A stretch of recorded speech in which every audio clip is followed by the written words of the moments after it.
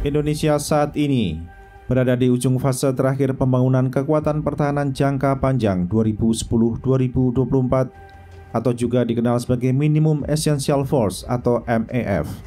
Terdapat banyak pelajaran yang bisa diambil dari MEF 2010-2024 sebagai salah satu pertimbangan dalam menyusun postur pertahanan negara 2025-2044. Satu di antaranya, nilai strategis teknologi dalam rangka mendukung kekuatan pertahanan, di mana penguasaan teknologi pertahanan telah menjadi prioritas pemerintah secara berkelanjutan sejak 2010. Keunggulan suatu bangsa dalam menguasai teknologi pertahanan akan berkontribusi positif pula bagi ekonomi domestik bangsa tersebut.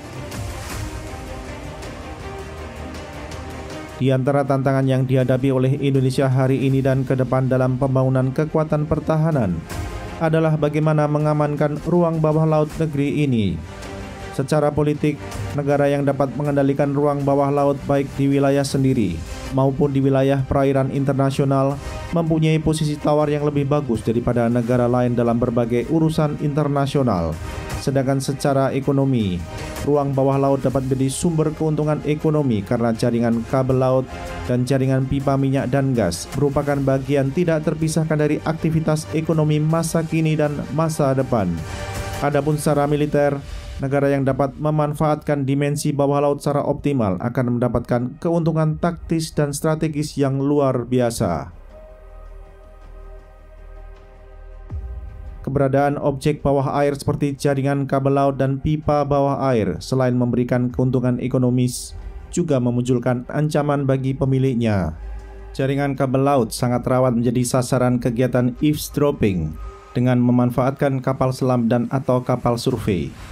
Praktek demikian telah berlangsung sejak masa Perang Dingin dan terus berlanjut hari ini, seperti yang nampak di perairan Eropa dalam persaingan antara NATO versus Rusia. Begitu pula pipa minyak dan gas di bawah air yang rawan terhadap sabotase, sebagaimana terjadi pada jaringan pipa gas bawah laut Nord Stream di Laut Baltik pada tahun 2022 yang meledak sebagai akibat dari aksi sabotase. Berdasarkan data Kementerian Komunikasi dan Informatika, pada tahun 2022, sistem komunikasi kabel laut Indonesia sudah memiliki total panjang 115.000 km, di mana 55.000 berada di zona ekonomi eksklusif atau ZEE. Panjang jaringan ini akan semakin bertambah, mengingat PT Telkom Indonesia mengumumkan niatnya untuk menjadikan Indonesia sebagai pusat konektivitas kabel laut internasional dengan membangun lebih banyak jaringan kabel komunikasi bawah laut. Di saat yang sama, perusahaan-perusahaan telekomunikasi swasta dalam negeri maupun asing juga berencana membangun lebih banyak jaringan kabel bawah laut yang menghubungkan atau melintasi Indonesia. Selain penggunaan kapal selam dan atau kapal survei untuk aktivitas eavesdropping, kini aktivitas mata-mata bawah laut juga bisa dilakukan dengan menggunakan Underwater Unmanned Vehicle atau UUV, dan kecenderungan tersebut akan terus berlanjut di masa depan. Pemakaian UUV dilaksanakan secara simultan dengan penggunaan kapal selam, di mana UUV dapat dikendalikan untuk beroperasi di wilayah yang berbahaya bagi operasi kapal selam atau beroperasi di perairan yang dalam suatu waktu tertentu tidak dapat di-cover oleh kapal selam. Kehadiran UUV akan semakin membuat negara yang menguasai dan mengoperasikan wahana bawah air tersebut semakin mampu untuk mengendalikan suatu wilayah perairan dalam waktu tertentu. Beberapa negara di kawasan Indo-Pasifik seperti Australia, India, Singapura, China, dan Amerika Serikat terus berupaya meningkatkan kuantitas maupun kualitas armada kapal selam yang dikombinasikan dengan UUV. Menghadapi perkembangan tersebut, belum terlambat bagi Indonesia untuk meningkatkan kemampuannya dalam mengendalikan ruang bawah laut. Upaya mengendalikan wilayah bawah laut hendaknya mengkombinasikan tiga hal, yaitu kemauan politik, dukungan anggaran, dan kemampuan teknologi. Tanpa kombinasi ini, sulit untuk mewujudkan kemampuan Indonesia untuk mengendalikan dimensi bawah air perairannya sendiri. Teknologi adalah salah satu enabler dalam pengendalian ruang bawah laut, diperlukan kemampuan politik yang kuat sehingga tersedia anggaran yang memadai untuk dapat mengakses teknologi-teknologi yang dibutuhkan. Terdapat beberapa teknologi yang dibutuhkan Indonesia untuk mengendalikan ruang bawah lautnya. Pertama, teknologi yang terkait dengan desain dan produksi kapal selam. Saat ini jalan pintas untuk menguasai hal tersebut adalah melalui pengadaan kapal selam dari luar negeri berikut dengan alih teknologinya. Sampai kini, penawaran alih teknologi dari Naval Group kepada Indonesia dalam program pengadaan kapal selam masih lebih kompetitif dibandingkan dengan pesaingnya. Namun, apakah tawaran tersebut akan dipertimbangkan oleh Kementerian Pertahanan dalam memutuskan pemenang program pengadaan kapal selam masih harus dibuktikan dalam beberapa waktu ke depan. Kedua, teknologi akustik bawah air. Menguasai teknologi akustik bawah air merupakan tantangan yang hingga kini Indonesia belum mampu menjawabnya.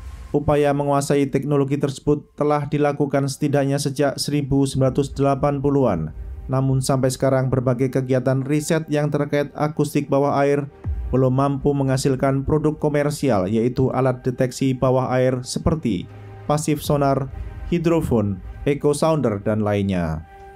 Padahal kehadiran alat deteksi bawah air seperti pasif sonar dapat membantu Indonesia untuk mendeteksi pergerakan berbagai jenis kapal, baik kapal niaga maupun kapal perang, termasuk kapal selam yang melintas di perairan Indonesia. Mengingat bahwa dari aspek sains dan teknologi, Indonesia sudah mempunyai modal dasar dalam ilmu akustik bawah air, penguasaan teknologi akustik perlu mengkombinasikan antara pengadaan peralatan deteksi bawah air dengan program alih teknologi. Hal ini masih menjadi tantangan karena selama MEF 2010-2024, pemerintah belum memprioritaskan pengadaan peralatan akustik bawah air untuk kepentingan membangun jaringan sonar bagi kepentingan deteksi. Pengadaan sonar yang dilaksanakan selama ini merupakan satu paket dengan pengadaan kapal permukaan. Tanpa adanya intervensi pemerintah, sulit untuk mengharapkan industri domestik mampu menghasilkan peralatan akustik bawah air yang akan dibeli oleh Kementerian Pertahanan dalam jumlah yang besar. Intervensi pemerintah yang dimaksud mencakup dua hal. Pertama, merancang program pengadaan peralatan akustik bawah air untuk kepentingan deteksi lalu lintas kapal di selat-selat strategis Indonesia. Program tersebut hendaknya tercakup dalam Blue Book 2025-2029, di mana di dalamnya tercakup alih teknologi. Kedua, memanfaatkan alih teknologi yang didapat dan mengkombinasikan dengan teknologi yang sudah dikuasai sehingga dapat diproduksi massal. Hal ini melibatkan kerjasama antara kalangan ilmuwan dan kalangan industri domestik, dengan ujungnya yaitu produksi peralatan akustik bawah air secara komersial. Pasar untuk produk komersial tersebut harus dijamin oleh pemerintah, atau dengan kata lain, pemerintah harus membeli produk peralatan akustik bawah air yang dihasilkan oleh industri dalam negeri.